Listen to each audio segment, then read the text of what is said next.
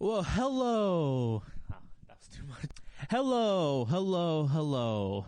It's 2020.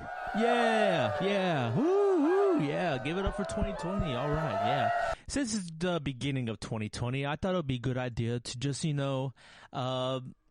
look back at 2019, at all the good things and all the disappointing things of the year. I thought it'd be a good opportunity to look and see, things that really blew me away, things that I loved, and things that I wasn't so excited about. And the reason why I chose to do most disappointing rather than do something like worst is because I think there's already a lot of negativity out there in the world, and we don't need to be, focusing on what the worst thing is out there, And I also think that disappointing is a more interesting way to look at something, instead of just saying the worst thing ever. I'm not actively looking for worst things.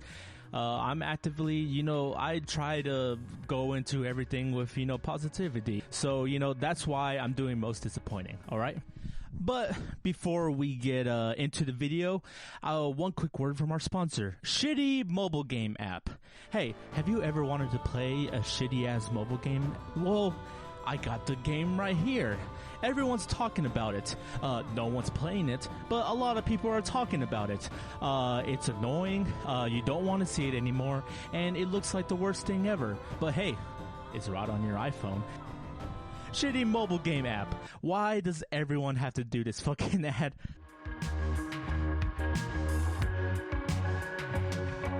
I remember sitting down in a theater to watch Infinity War, right? And my thoughts were, how is this going to come together?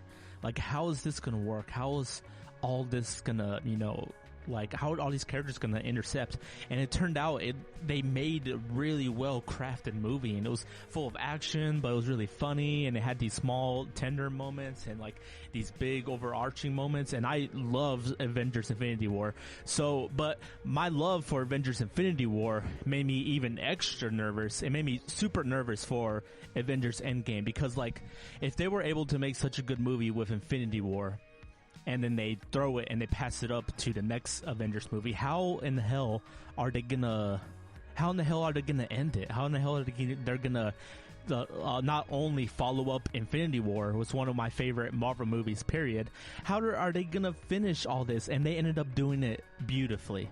It was crazy to me how they were able to take all of this lore, all of everything that they built up with the Marvel universe, and just make a worthy finale for it. And that's why the more and more I think about Avengers Endgame, and the more and more I think about what they had to do and everything that had to go into it, it just blows my mind every day. It's quite easy to be cynical when it comes to these big budget movies, especially when it comes to Disney. It's easy to just scoff it off and be like, oh, okay, they got all the money, they got all the talent, they got everything. What Disney has proved is just because you have a lot of money doesn't mean that you can make a good movie. It is just a superhero movie, but it's able to wrap up all these different things in just such a beautiful way. And that wouldn't be possible if just Bob Iger, the CEO for Disney, none of the emotions and none of the things that we get in the movie would be possible if it was just all cynical and just all about the money. I think they put their pride, they put everything into this movie, and that's why you can feel it come through the screen. You can feel the emotion and what's got put into it. So that's why Avengers Endgame was really, really an achievement. And the more I think about it, the more I get blown away by it. Overall, the Marvel Cinematic Universe has been hit and miss for me. There's a lot of movies right there in the middle which I just totally forget about, and I don't care. And that's going to lead into my next topic. And a lot of movies that are forgettable, but overall, Avengers Endgame makes you appreciate the whole thing as a whole, and it was a lot of fun, and I really love Avengers Endgame. It was a worthy finale to the Marvel Cinematic Universe. That's the reason why I wanted to do most disappointing and not worse, because if you would ask me what's the worst Marvel movie of the year that came out last year, we had Spider-Man, we had Avengers Endgame, and then we had Captain Marvel, right? I would say Captain Marvel is the worst one. Saying it's the worst one doesn't really accommodate my feelings for it. I mean, I don't hate the movie, I don't dislike it even that much. You know, it's a fine movie, you know, so okay superhero movie, you know, it has some funny jokes, it has some good characters, it has some good moments, you know, the whole thing's perfectly fine, you know, and I had a good time watching it when I watched it. But the reason why it's most disappointing is because they decided to make Captain Marvel and put it right before Avengers Endgame. It just feels weird for this movie to just be in the same year, in the same space as Avengers Endgame, because Avengers Endgame is it's just this huge movie with this huge emotional story, and it's so big, and like, it feels kind of strange to have this small movie that doesn't really feel like it matters, really. The story doesn't really connect that much, and it just doesn't feel like it feels like I watched a movie and I completely forgot about it right afterwards, you know? This Marvel movie is the reason why I lost favor for Marvel sometimes, because Marvel in itself don't make that bad of movies. You know, I think the worst one's probably Iron Man 2. But the thing about Marvel is that when their worst movies are just forgettable and boring as hell. Thor 2, Iron Man 2, Doctor Strange, Ant-Man. When Marvel makes a bad movie, it's mostly bad just because it's a boring ass movie, you know? And that's what I felt like about Captain Marvel. You know, Captain Marvel wasn't bad in any ways, you know, it doesn't have bad writing, or it's nothing really bad about it. It's just kind of lackluster. It just kind of flatlines, you know, it's just kind of boring, you know, and that's why it's the most disappointing thing when it comes to Marvel. You know, Marvel is able to put up this huge, like, good, like, really great movie, and then the same right before that movie, it feels weird too that it's right before Endgame. You know, you think if they put a movie right before Endgame, it'll be like this movie that matters, that falls right in line, that lines up right up into the end of Endgame. But no, it doesn't. Captain Marvel could have been put anywhere. It could have been in phase 1, it could have been phase 2, and so it just feels strange for it to just be where it's at. And the reason why I'm more disappointed with Captain Marvel than I am Spider-Man Far From Home is because Spider-Man Far From Home feels like an epilogue to Avengers Endgame. And also Spider-Man Far From Home came out after Avengers Endgame, so there's less expectations, you know. But when you're riding the high of Avengers Infinity War and you're like, yeah, I want to see the next movie, yeah, I want to see what happens next, and then Captain Marvel comes out, it's like, oh, which watch that? Maybe something happens in it that goes into Endgame, and like, nope, nothing at all. It's just a movie. So, you know, that's why Captain Marvel was my most disappointing Marvel thing of 2019.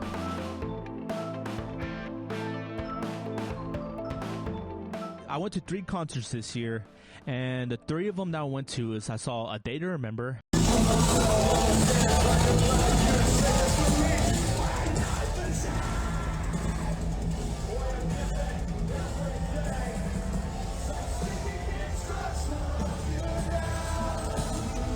Slipknot,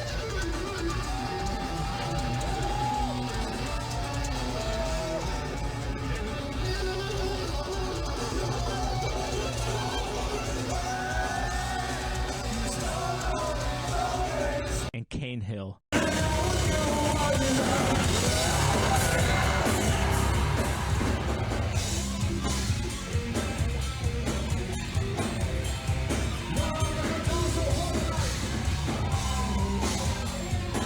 And the biggest theme about 2019 was I was able to see 2 bands in particular that I've been wanting to see for a long ass time. And so being able to be there and actually see them live and see them perform live, it was just this crazy feeling of like, wow, I'm actually here. I'm actually seeing one of my favorite bands I've been idolizing forever, you know, just play in front of me.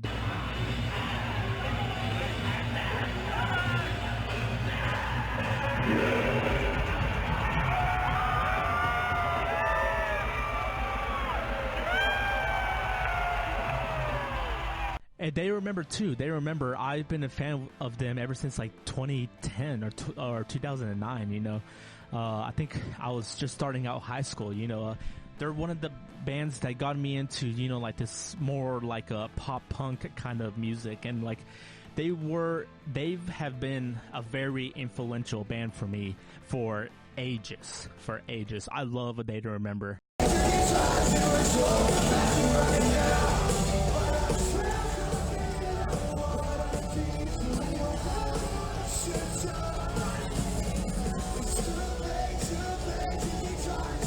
And I also got to see Cane Hill, which was a lot of fun. I haven't known them for that long. They haven't been a band for that long, but I've been a fan for them ever since they basically came out.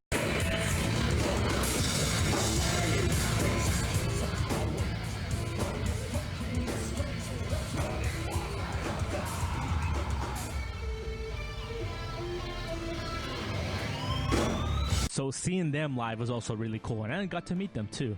So that was really cool. I got to meet the singer, and I got to meet the drummer, and that was really cool. They're really nice guys, and the concerts of 2019 were really a highlight of my year.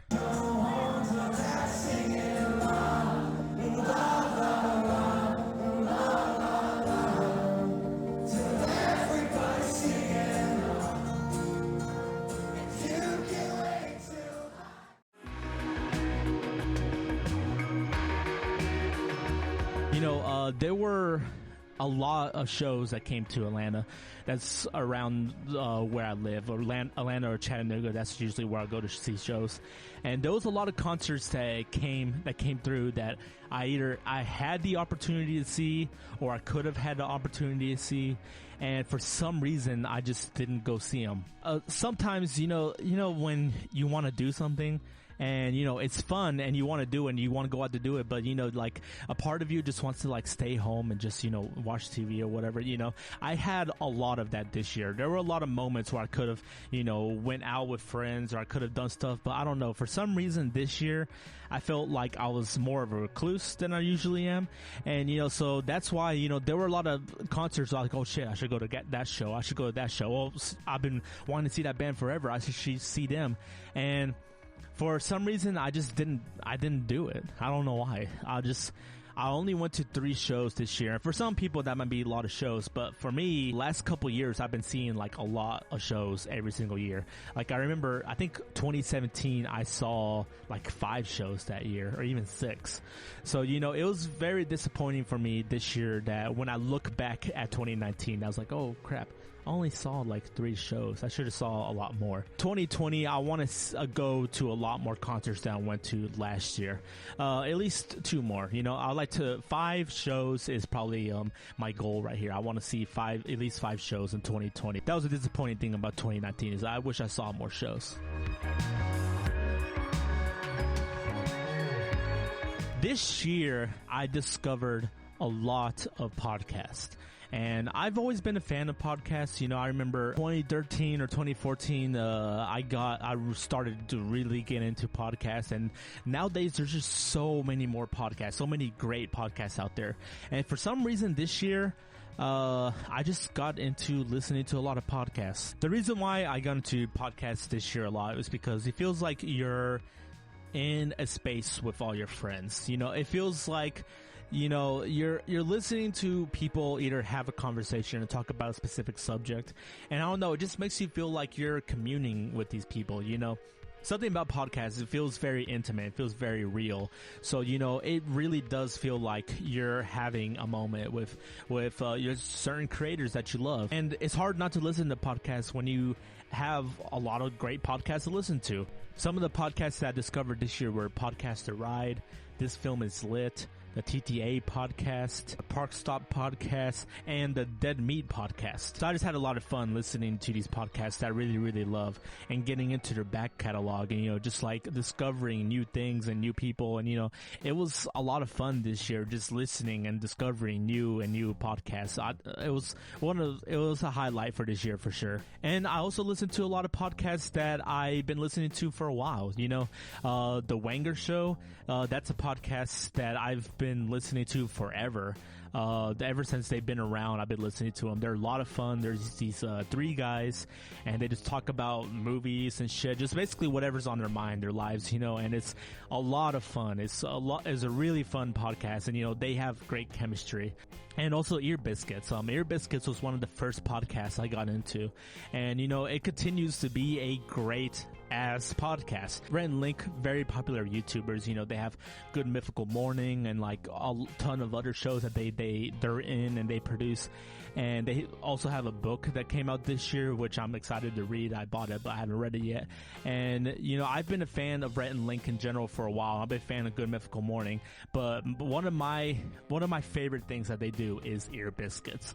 I mean, Ear Biscuits is one of the podcasts that you just get to hear them just talk to each other. You know, they have great chemistry. They've been friends forever. So, you know, just listening to their conversations and their lives, you know, is very interesting because, you know, on Good Mythical Morning, you know, they don't really get the chance to get into, you know, having conversations. They're doing an activity or, you know, they plan something out, they're eating something, you know. So I find it a lot of fun listening to them every single week, and, you know, all the shenanigans. You know, they have very plain lives. Besides the YouTube thing, they have very plain lives. They have very, like I say, boring lives, but just the way that they are able to talk about it and the way they're able to talk about all the stuff that they get into it, I mean, it's entertaining. And also a really big shout out to Podcast to Ride. I mean, I mentioned them earlier, but they're one of the funniest podcasts I've ever listened to ever. Podcast to Ride easily become one of my favorite podcasts. I mean, every single guy in that show is funny, and it's funny their takes on things. And, you know, it's just they were a really big highlight this year as well for podcasts. Probably one of my favorite podcasts this year I listened to, honestly.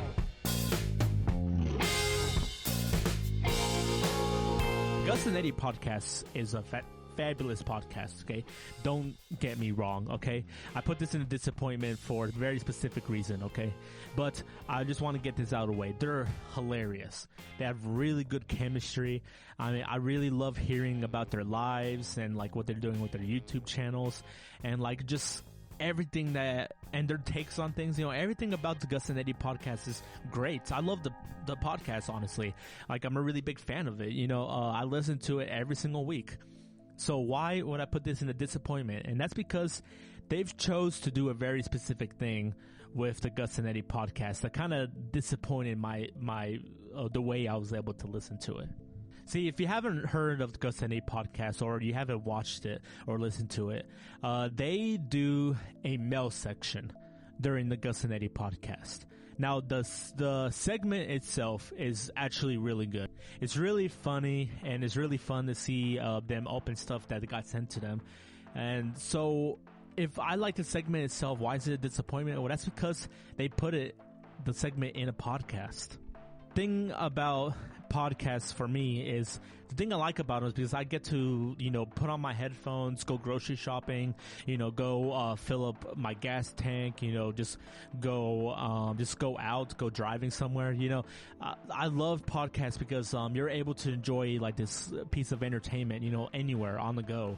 And the thing that I didn't like about the Gus and Eddie podcast was because the mail section is very visual heavy. You know, it doesn't really do much when you're listening to it, you know. Whenever I found myself just listening to it and not watching it, you know, whenever they do mail, and they don't do it every single time, but whenever they'll do mail, it just kind of like became like, I was like, oh shit, they're doing mail, oh crap. And like I want to see, like, the segment itself is fun. It's fun seeing what people send to them, but when you're just listening to it, it doesn't like... I don't know. I don't like it. It doesn't have the same effect for me. The Gus and Eddie podcast became one of those podcasts that I would just only watch, or I'll only listen to when I was at my house. So if I was at my house doing something, I'll pull up the YouTube channel and I'll pull up the YouTube video and then I'll listen to it. And then whenever the video segment came up, I'll just take a second, watch the video segment, and then keep on doing whatever I'm doing at my house. And, you know, that just became kind of the way I consumed the podcast, you know. I still really enjoyed the podcast, but it became one of the ones that I didn't listen to as much as all the rest of the podcast because I just wasn't able to enjoy it anywhere I wanted to, like I was with other podcasts. You know, every single podcast I listened to this year, I was able to enjoy, you know, out and about, doing things, you know, anywhere, you know, doing anything. And the thing that disappointed me about the Gus and Eddie podcast was it was only a thing I could do at my house. And, you know, that's why it's more of a disappointment. It's not worse. It's just a disappointment, you know. The podcast itself is really fun. The segment itself is really fun. It's just I hated how I wasn't able to take the Gus and Eddie podcast anywhere with me. I was restricted. And, you know, it's mostly me. You know, it's not them, you know, they can do whatever the hell they want. They can do whatever the fuck they want, you know. It's mostly me and me wanting to, you know, consume it the right way, you know. Whenever the mail section comes up, yeah, I could just listen to it, but I want to see it because I want to see what people send them, you know. So, you know, I like it overall, and overall I'm a really big fan of it. It's just, you know, it became a disappointment how I was able to consume it.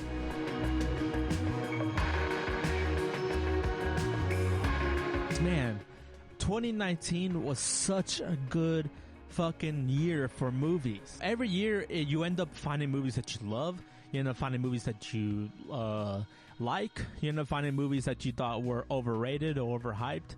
Or you find out movies that everyone loved that you didn't like. Crazy thing about 2019 is almost every single movie that people said was like a must-see or like you have to go check it out was a great as movie. And this is not something that happens every single year. I mean, like, there's movies that people are like, oh yeah, you gotta go see that movie. Oh, you gotta see that movie. And I'll end up watching it previous years and I'll be like, oh, okay, that's good. Oh, okay, that's okay. But this year, it's just been hit after hit after hit after hit. I mean, some of my favorite movies this year has been Marriage Story, The Lighthouse, Uncut Gems, Knives Out, Parasite. I mean, all these movies were raved about and people were talking about them. And I decided to go watch them, and I loved all of these movies. It's crazy. There hasn't been a year that I can remember that almost every single movie that I saw that I just like completely fell in love with. I mean, this year's making me feel crazy. I'm like, am I like, do I know what a good movie is anymore? I loved a lot of movies this year, and that was very surprising for me. It was very refreshing. It made me feel good to be a movie fan. One of my favorite things about 2019 was just how good the movies were, how many good movies we got, and it's really been an awesome experience. I loved how many great movies we had. Disney has a great legacy behind them when it comes to movies. You know, they have a lot of awesome movies. You know, even movies recently like Frozen or Moana, you know, they have a great track record, and I just don't understand why they've made a decision to just shit out these live action movies. It makes no sense in my mind, other than piles of money. Yeah, it's definitely just the money. It feels very obvious to me whenever I see these live action movies. It's just that they're just trying to make a quick buck. Like they're just trying to cash in on a trend. I was like, oh, people really like Aladdin, boom, live action movie. People really like Lion King, boom, like live action movie. I guess some people like Lady and Tramp, boom, live action movie. Dumbo, boom, boom, boom, boom, boom. And it's really been something that's annoying me the past couple years. If you have something great, why fuck it up? Why make it again? It just makes no sense. I mean, they're pulling from the well from movies that are already really good. Lion King, one of my favorite movies ever, and they decided to remake it, and the remake is nothing. It's just a bland, soulless version of the original movie. And that's what frustrates me so much about these live action remakes, and it just feels like they're just gonna keep on going and going and going. And it really feels like, I said shit it out, but it does feel like they're just shitting them out. It doesn't feel like they have any direction. It doesn't feel like they have an interesting take. It doesn't feel like anything. It just feels like they plop a camera in front of these people. There's like, okay, remake the movie, bam, got it. Let's put it in the theaters. Okay, let's do the next one. And you know, if they had an interesting take for these movies, if they had an interesting take for Aladdin remake or a Lion King remake or a Dumbo remake, you know, do it. Like, do an interesting take. I guess the Dumbo one was, they did something a little bit different. Overall, with these movies, they're just telling the same story again, just with real animals, and it's really boring this time. Disney in itself, I won't get into as a company, but as a producer of products, they have made some really good products. I mean, overall, I really love Disney. I love a lot of their movies. I love their theme parks. I love Disney Plus. Plus that came out last year. I love Disney Plus. I think it's great. These live action remakes is the reason why people get so cynical about movies in the first place. They're just like, oh, okay, Disney's just kind of just crapping out these movies, blah, blah, blah. And it just feels like such a waste to do. Such a waste of resources when we can get new animated movies from them. We can get new live action movies from them, from interesting people. You know, they're just deciding to do this because it's easier, I guess.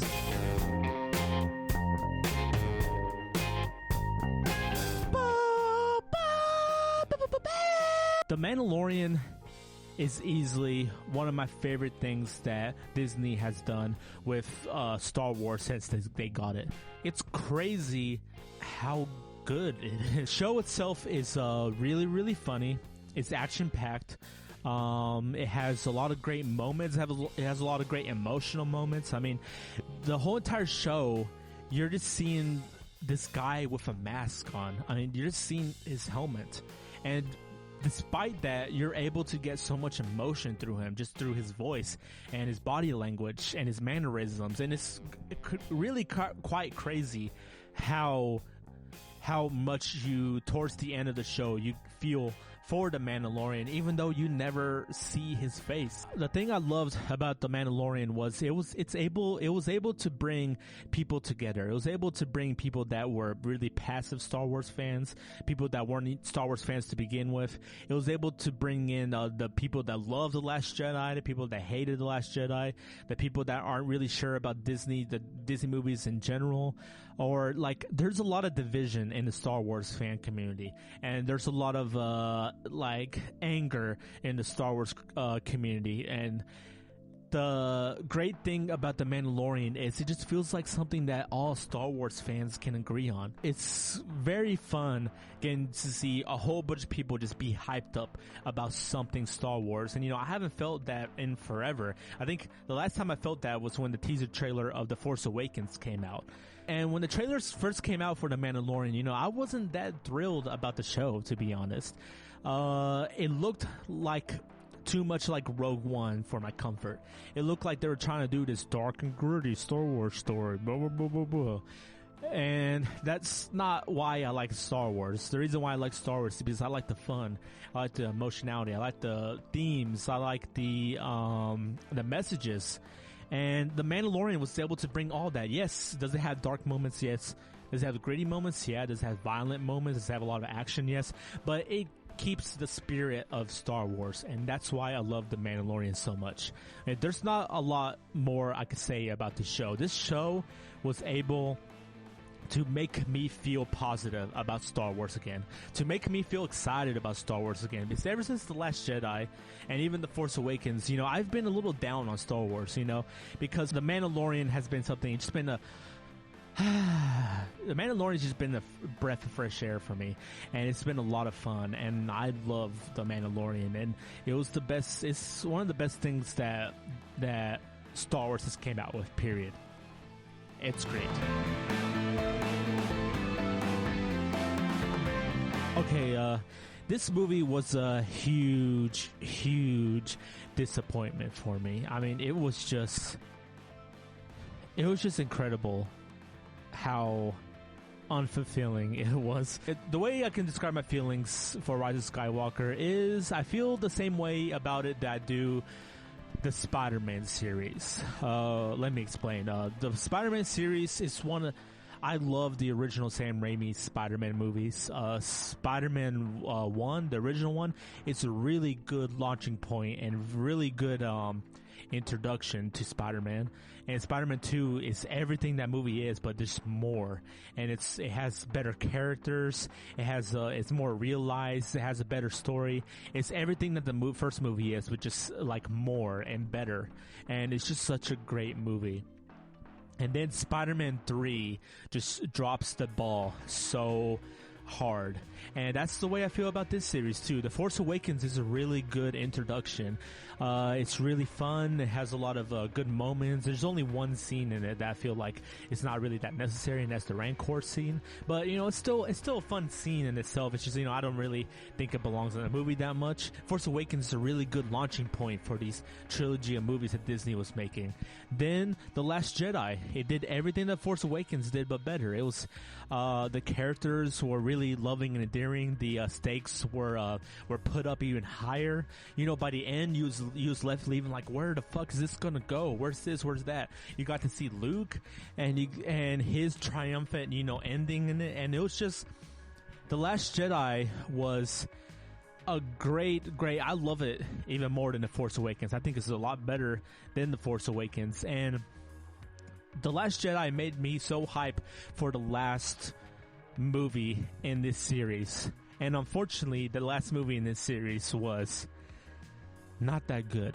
There are plenty of videos on the internet of why the Rise of Skywalker wasn't that good. I mean, I can name, there are countless videos saying why it's not a good ending to the series. But in short, the reason why I don't like it is because I hate how much it undercuts The Last Jedi. The Rise of Skywalker kind of feels like it hates The Last Jedi, and it feels like it's more written in the perspective of all the people that hated on The Last Jedi for the last 2 years.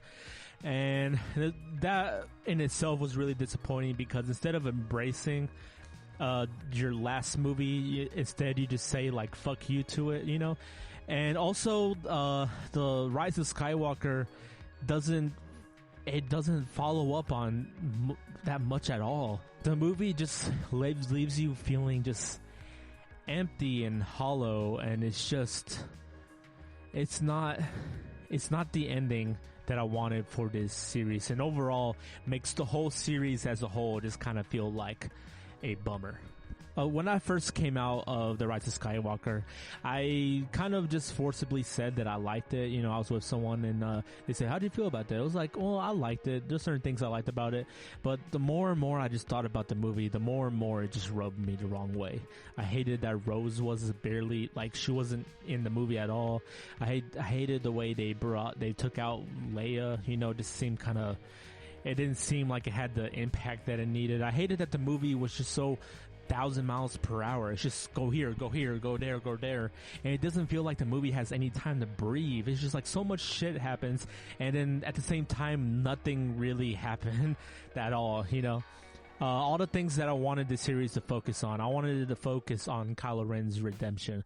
I wanted it to focus on him, being the main villain. I thought he was going to be the main villain, but for some reason they decided to bring Palpatine in. And The Rise of Skywalker overall, it's not how you end a series of movies. Looking back, I guarantee you I will be able to look at this whole series as a whole as a positive, because I still really like The Force Awakens, and I still really like The Last Jedi. I love The Last Jedi. I think it's a great movie. It's just The Rise of Skywalker kind of makes the whole series in itself go down a little bit. Overall, The Rise of Skywalker just feels very lackluster. It feels really lame. It feels like a bummer, and it was definitely, it's one of the most disappointing things I've experienced with Star Wars. Rise of Skywalker is just blah, blah. They don't explain how Palpatine comes back. He just I came back because I'm scary. I came back because I'm spooky. The dark side has ways of doing things that are unnatural. Stupid. Hated it.